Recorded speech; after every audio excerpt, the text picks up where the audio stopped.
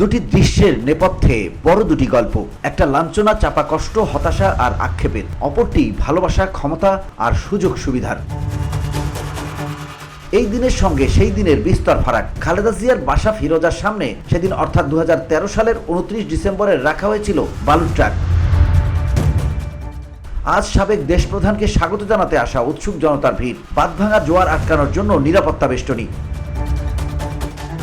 Callus করে এই দুটি ছবি ভাইরাল হয়েছে সামাজিক যোগাযোগ মাধ্যমে। ক্যাপশনে অনেকে জুড়ে দিয়েছে দুটি শব্দ, ক্ষমতার একাল আর সেকাল। 2013 সালের 29 ডিসেম্বর বিএনপির ডাকা মার্চ ফর ডেমোক্রেসি কর্মসূচিতে বাধা দেওয়ার লক্ষ্যে অভিনব কৌশলে বালু বোঝাই ট্রাক রেখে খালেদা জিয়ার গুলশান কার্যালয় আটকে দেওয়া হয়, অবরুদ্ধ করা হয় বিএনপি চেয়ারপারসনকে। এতে দলটির পুনর্নির্ধারিত মার্চ ফর ডেমোক্রেসি কর্মসূচি পুরোপুরি ভণ্ডুল হয়ে যায়। এই ঘটনায় দেশ জুড়ে নিন্দার ঝড় ওঠে।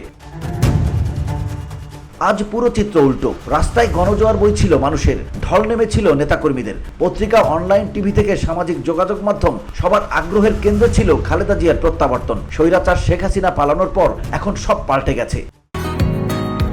বসুন্ধরা, উত্তরা, বনশ্রী, কুড়িল ও বাড্ডা সহ রাজধানীর বিভিন্ন স্থানে অভিজাত ও অত্যাধুনিক মানের ফ্ল্যাট কেনার এক নির্ভরযোগ্য প্রতিষ্ঠান প্লেজেন্ট প্রপার্টিজ লিমিটেড।